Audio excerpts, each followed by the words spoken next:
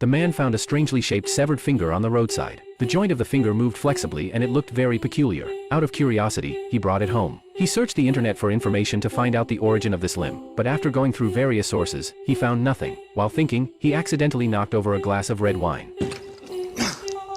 Damn it.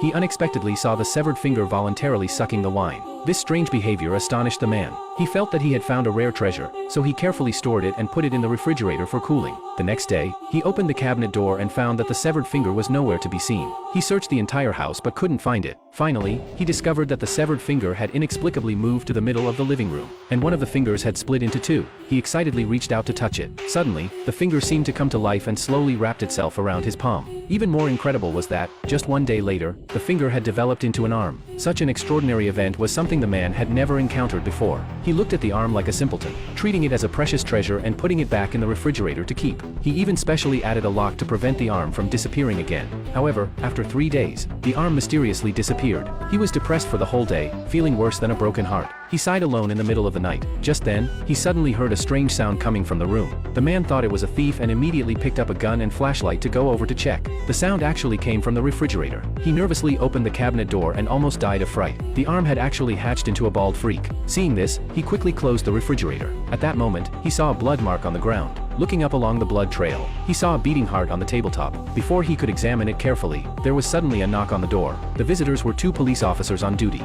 They informed the man that his ex-wife had died accidentally and her heart had been stolen. They came to verify the situation. The man pretended to be in deep sorrow on the surface, but in his heart, he was already laughing happily. Because his ex-wife had treated him like an animal all the time, he had long hated her. Now that she was dead, it was exactly what he wanted. But in the middle of the night, while playing with the computer, the man found the monster crawling out of the refrigerator. He was so scared that his body stiffened. He was afraid that the monster would attack him. He carefully turned his head. Suddenly, the monster, as if discovering its prey, pounced on him.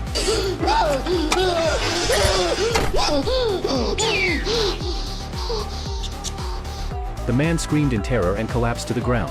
Unexpectedly, the monster didn't attack. Instead, it seemed to be playing with him. He was astonished to realize that the monster could understand human language. The man took out his phone and took a photo of the monster, deciding to keep it at home to raise. To avoid leaving any evidence, he casually threw the heart into a garbage bag and gently wiped the blood off its body. He also specifically instructed the monster not to kill anyone randomly when it went out for a walk.